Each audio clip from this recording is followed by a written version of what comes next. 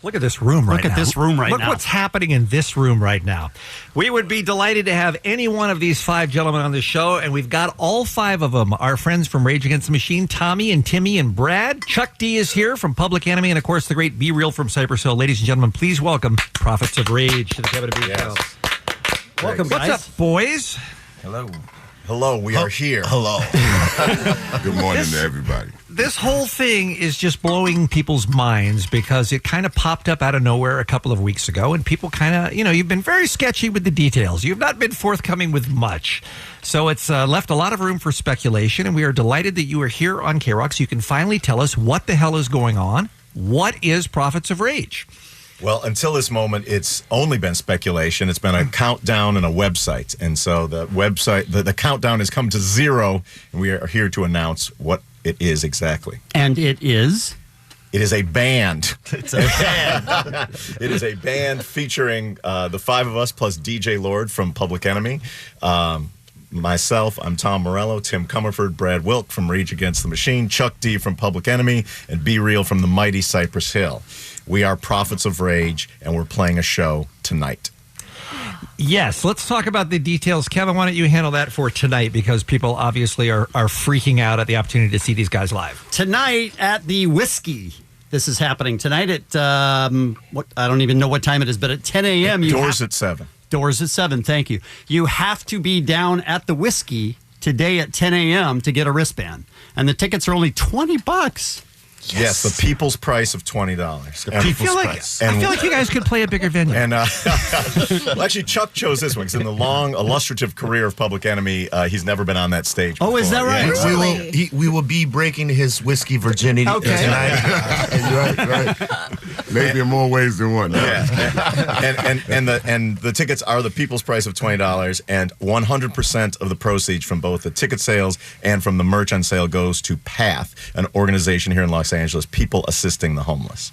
Oh, that's very nice. All right, so be in line at the Whiskey at 10 o'clock this morning, and you're able to buy your tickets tonight. It has to be in person. No website, no phone, nothing. Be there in person, in line to get your tickets. One correct? wrestband per customer. That's very important. Because Right, we want to keep the scalping Yes. stuff from happening. Yeah. All right, so talk about how, I mean, everybody makes sense being in this band. You guys have all been friends for a long time, and you're certainly compatible musically, but how was the decision made? Tell us how the group came together.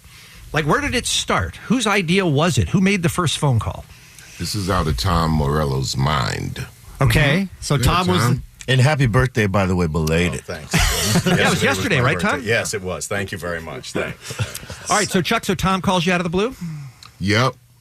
It says this is a great idea. A couple of years ago, we collabed on a at the end of the Grammys before they cut us for the United Airlines commercial. Damn, United Airlines. So we want to finish what we started.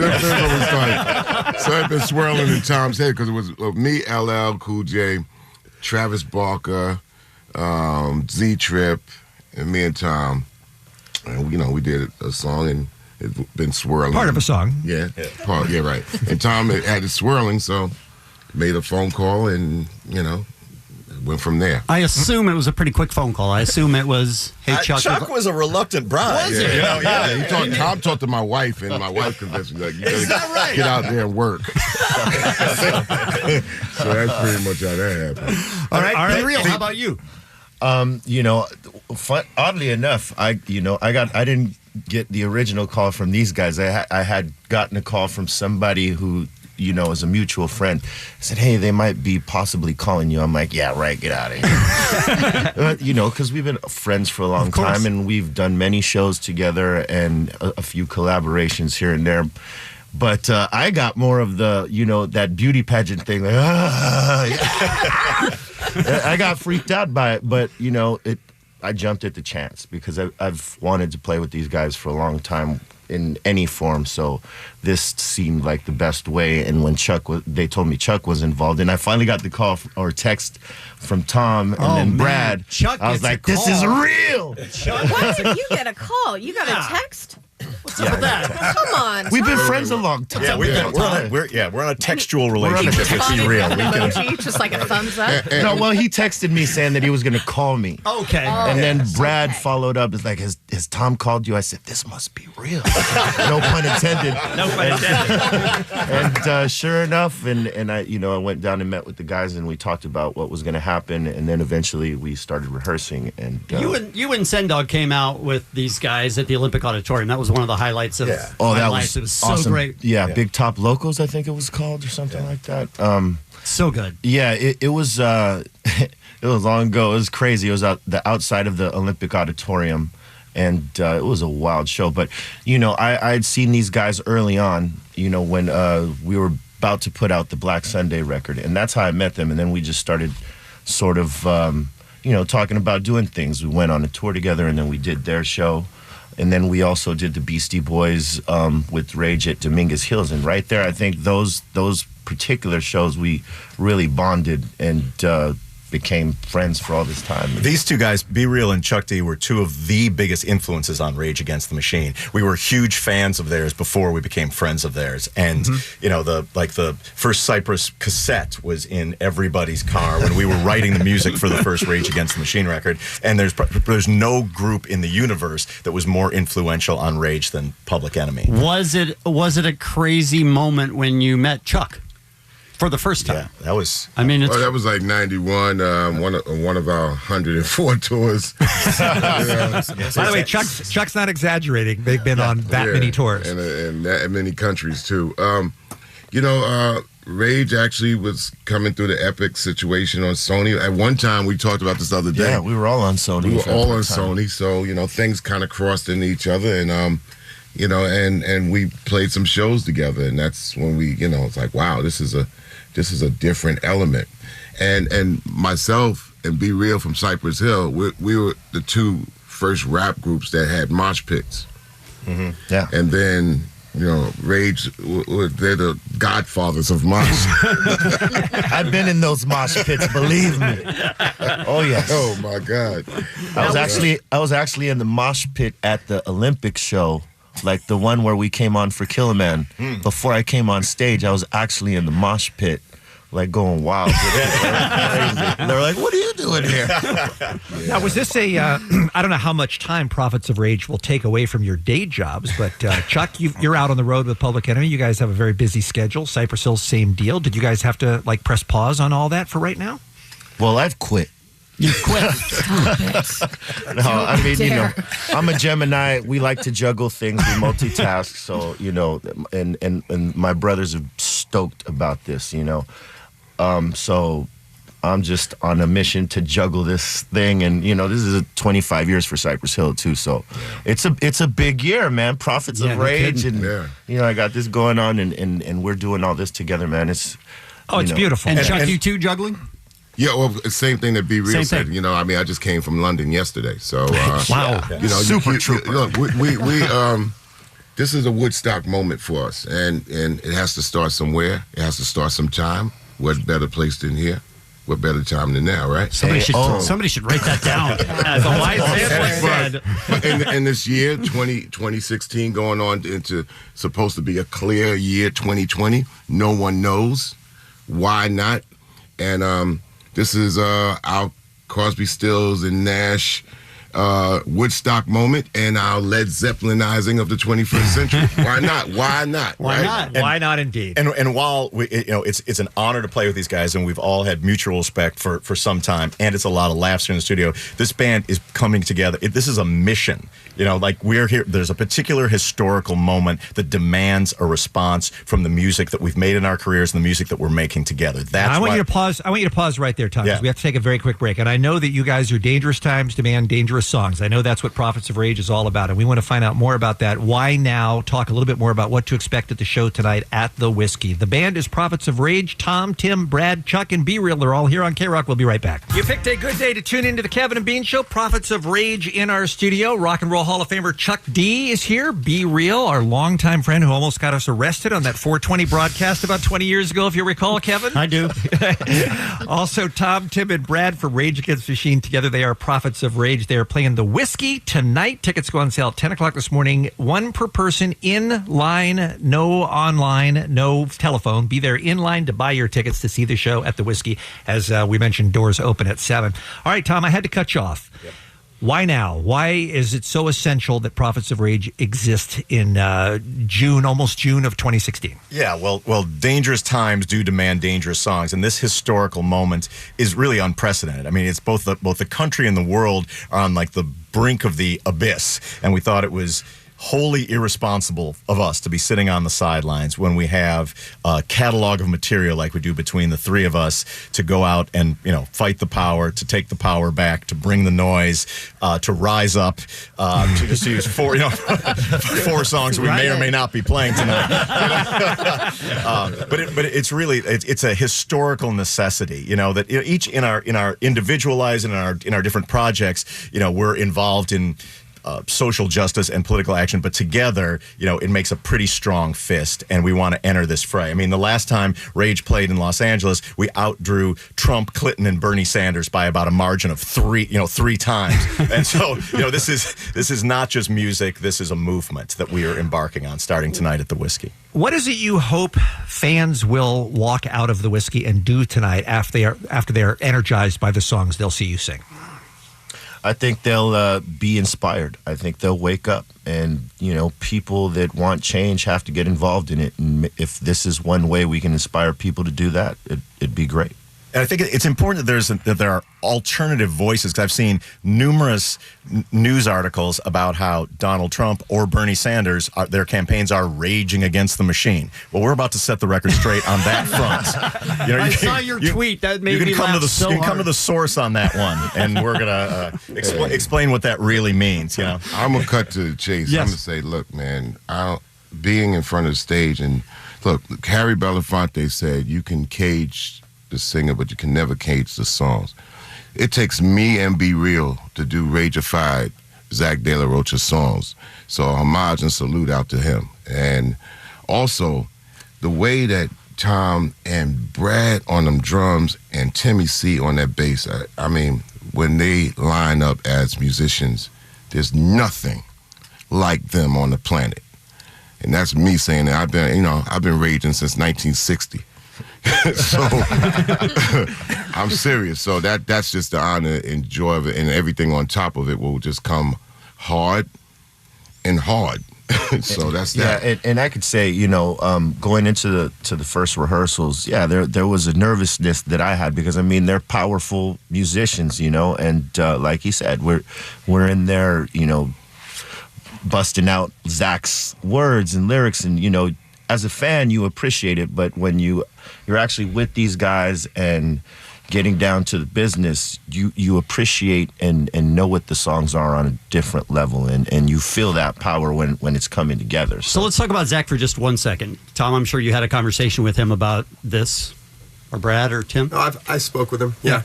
And he was fine, and yeah. How did the conversation go? Just we want to do something? It was great. Let him know what's going on, and got his blessing, which was cool. Yeah. And Chuck and I both spoke with him, and so did B. Yeah. And it feels really good. Like, I love that guy. Yeah, we assumed that had to happen before all of this could come together, so it's really great that it did. Yeah, and this is not Rage Against the Machine. And this is not Cypress Hill or Public Enemy. It's a supergroup, one of the greatest supergroups ever, and want to be recognized as that. I'm a serious dude. I take this as serious as that Warriors Oklahoma City game. Oh yeah, awesome! I don't play around, man. I don't play around. So when somebody comes, I turn up my black stuff all the way up. Like, my skin is noise. I never in my adult life have I ever disagreed with Chuck D until this moment. Is that right? And I'm going to. The only thing in that I disagree with is, like, I don't believe that this is a supergroup. I look at it like it's an elite task force of revolutionary musicians come together at a historical moment to stir it up. Right. And that sounds super to me. What I meant to say was, I apologize. I agree with everything that Chuck D said. We had the idea of getting Superman suits and performing with those on. Whose idea was that? probably mine. Yeah. Now, the songs that you're going to be doing, you're going to be doing Rage songs, you're going to be doing Public Enemy, you're going to be doing Cypress Hill, right? All? We're drawing freely from the catalogs as well as we're Rageifying some stuff, we're Public Enemy-ifying some stuff, we're Cypress Hill-ifying some stuff, and then there's some fresh content as well. Really? Yeah. Now, what's that mean, Tom? What does that mean? What does that mean? Number one, Be Real's my shaman, right? So I follow his lead, and you're looking at three of the greatest musicians of our time. So anything is possible. Okay. I want to go back to something that Tom said, talking about using music for social change. Chuck, you were there back in the 1980s. I mean, you were the Black CNN. You know, from 1960. I was born August 1st, 1960. I remember being sent home from school when Dr. Martin Luther King Jr. was assassinated in Memphis on April 4th, 1968. So it's not just about the 80s during R&B stood for Reagan and Bush.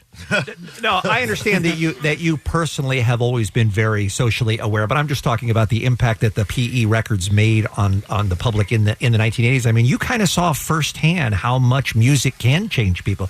You guys had a real impact on the world back then with those records. It's a big world out there. I've been in 105 countries. Yep. Our bigger impact is around the world, just like each one of these musicians can say. It's not just about the United States of America, which is one out of 215 countries. I'm an earthicist. I'm a citizen of no place but the planet Earth.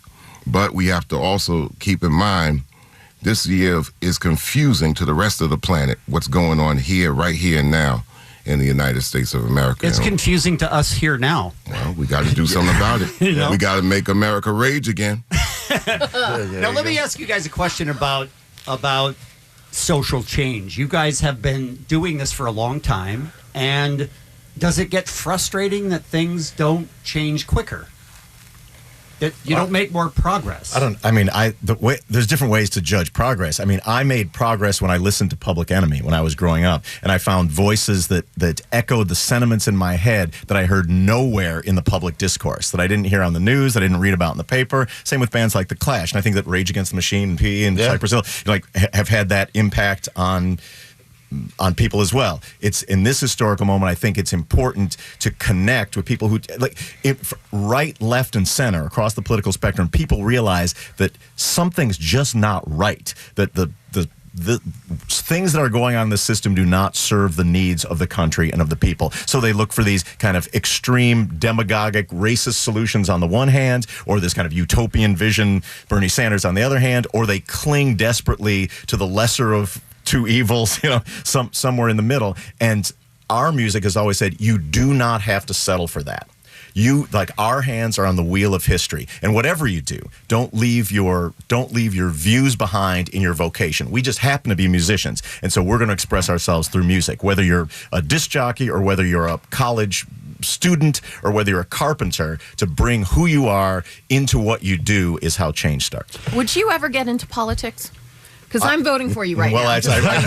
I would argue that I've been in politics since I was 16 years old. But I was the scheduling secretary for U.S. Senator Alan Cranston for 2 years. So I got to see how the sausage is made from the shop floor. And it's disgusting. Mm-hmm. It's disgusting. And the entire system is tainted. One, the system is suspect to begin with. And then it's completely tainted with how it's bought and paid for. It's one big blood sausage.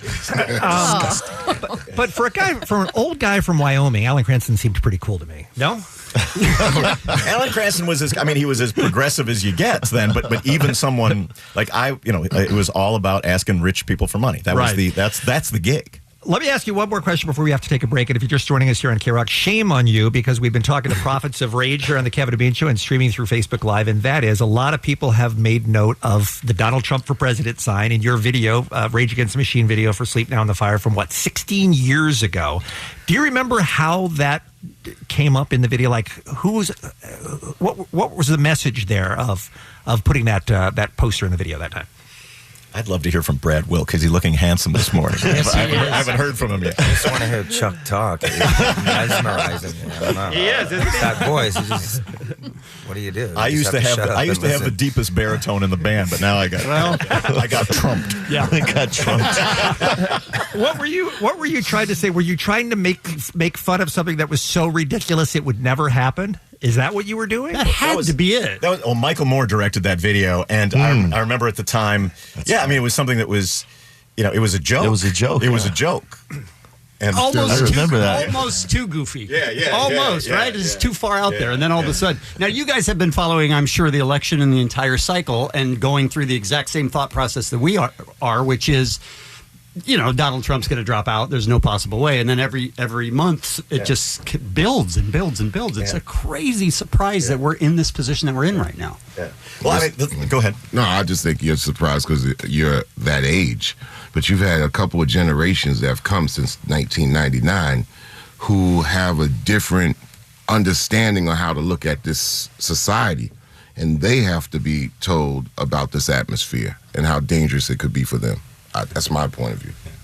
All right, we got to take a quick break. We'll leave it there for now. Don't forget, if you're just joining us and you missed this announcement, tickets are on sale at 10 o'clock this morning at the Whiskey in person to get a wristband for the show tonight with Prophets of Rage. Doors open at 7. My God, what a night that's going to be in that tiny little room seeing these 5 guys on stage, right? Can you even imagine? We're excited. We'll take a very quick break, come back one more with the band Prophets of Rage right after this on KROQ. Be Real is here, our friend from Cypress Hill, Chuck D, the legend from Public Enemy, and Tom, Tim, and Brad from Rage Against the Machine, all in studio here on the Kevin and Bean Show, also streaming Facebook Live through KROQ's Facebook page or the Kevin and Bean Facebook page. Is it too early or inappropriate to ask what the future is beyond tonight of Prophets of Rage, you guys? I would say it's not too early, but it is inappropriate. Here's what I know. I know that you can ask. You can ask, but you will get no answer. You can ask anything you want. Are we? That was beautiful. Are we on a day-by-day basis? Is that how this thing is rolling Until out? Trump's elected, we still have freedom of speech. So you can ask. I'd say get in all your questions right now. It's a lot of work for one show. That's all I'm saying. All the rehearsals and everything that you guys have done, showing up here this morning, it's a lot of work for one show. So today clearly, the whiskey, tomorrow the world. Tomorrow the world. Be patient, Bean. So Be say no more. Now, you guys have done a lot of rehearsal. We were talking about that off the air. How much? How much time have you spent in the studio? How difficult is it? I think I was gone for a few weeks on a Cyprus tour, but before that, we were in there for 2-3 weeks, and then when got back, we just hunkered down, and for the last month, I think we've been in there. Close to a month. How did this not leak at all? That is amazing.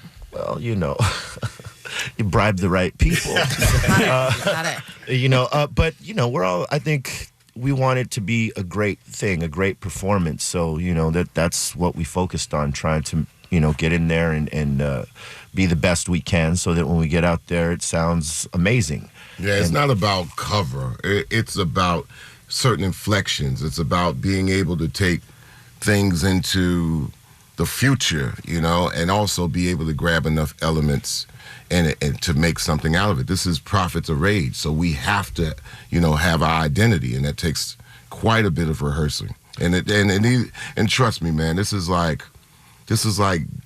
getting ready for the World Series. We take it with that much. This is bigger than the NBA Finals to us. Let me ask you guys a musical question, and for Chuck and for Be Real, what's it like playing with a rhythm section that is so different from the ones that you're used to playing with in your other band?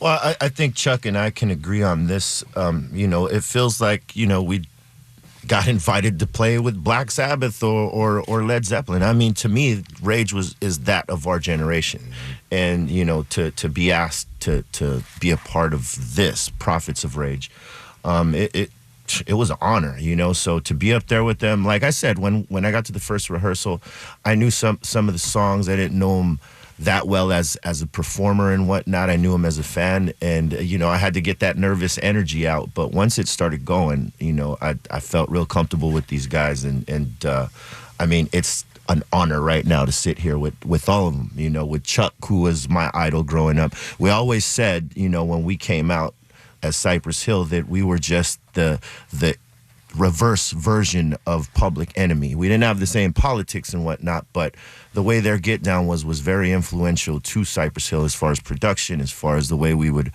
put our, go back and forth between Sendog and I. So to be here, to be able to do this with Chuck and Brad, Tom, and Tim, man, it's just no words can explain it in full. I could just say that it's an honor, and I'm excited for tonight. Now, are you both on vocals all the time, or does one of you take one song and another? We shall leave that to surprise. There's going to be the You sons reveal. of The bitches. reveal will be tonight. Sons of bitches. Seriously, we just want some information. And also, You got an awful lot of information, man. and also with DJ Lord, world turntablist with Public Enemy, and he's been with me 16 years. So, we're coming up with an alchemy that's it's going to be really interesting. It's fun for me. That's the right word, is alchemy. Is like in each of our individual groups, Rage, Cypress Hill, and Public Enemy, the thing that they have in common is they're uncompromising and they're unapologetic in their art. And so the challenge is to find what is the chemistry with this group of musicians who have enjoyed great chemistry in their sort of home court. And that's why we rehearsed for a long time. We didn't take it for granted. It's not like you just plug in a piece or plug in this and that. It's like, what is this band, and how do we make this band stand and surpass our best work? I told my group, I said, I love y'all. We all together, but I'm going to the All-Star game. I'll bet your group loved that. Well, I've been selected for the All-Star game this year. Sorry, guys. You're on the travel team. You guys are. All right, so here's what we know. We know Prophets of Rage. We know Tonight at the Whiskey. We know tickets go on sale at 10 a.m. You have to be down at the Whiskey to do it. $20 is all the tickets go for. And then the countdown. And then the countdown clock will. The countdown clock, I believe, is done, It's over. and Okay. a new countdown has begun. That was my question. Yes. Ooh, If you that was refer deep. to the no, I mean literally. Oh, no, literally. Okay, yeah. I'm not being poetic. Like the second countdown's happening. Turn on your interweb. All right. Well, I guess we're in wait and see mode then. So if you're lucky enough to be there tonight, have a great time, and then for the rest of us, we'll just see what happens next. It's too good to be true, you guys, that this is happening. We're so excited. We're so pleased that you came by to share it with us here this morning. We feel the same way about it being too good to be true. I mean, just for me to be able to play with Tim and Brad again. It's been some time since we've rocked a stage and rocked rehearsal, and there's nothing like it. Like, I've had a lot of musical experiences in a wide variety of genres, and there's absolutely nothing like playing these riffs with these guys. It's incredible, and it's going to be, the fury is about to be unleashed. And welcome to the All-Star game, Tom. and I got to say, when we first started, when Tom and I spoke, the one thing that came up was, the world needs this music right now, this particular message, because there's nothing with substance, nothing speaking to what's going on right now, and this was the perfect Bieber. time. I mean, let's not forget about Bieber. I mean, hey, the biggest influence in the world. But we felt like this music was a great voice for right now. It's timeless, and the words were never more relevant, and the power of the music. So I think we're all very excited to get this jumping off. This electoral season is like an ideological cage match, and a new competitor is just about to enter the ring. Great to see you guys again. Love Be that. real, it's been too long, man. Thank you for coming in. Chuck Thanks. D, we are so honored to have you at KROQ. Thank you for being here, sir. Tom, Tim, Brad, we love you guys, always do. Have fun tonight. We'll talk again soon, all right? Thanks.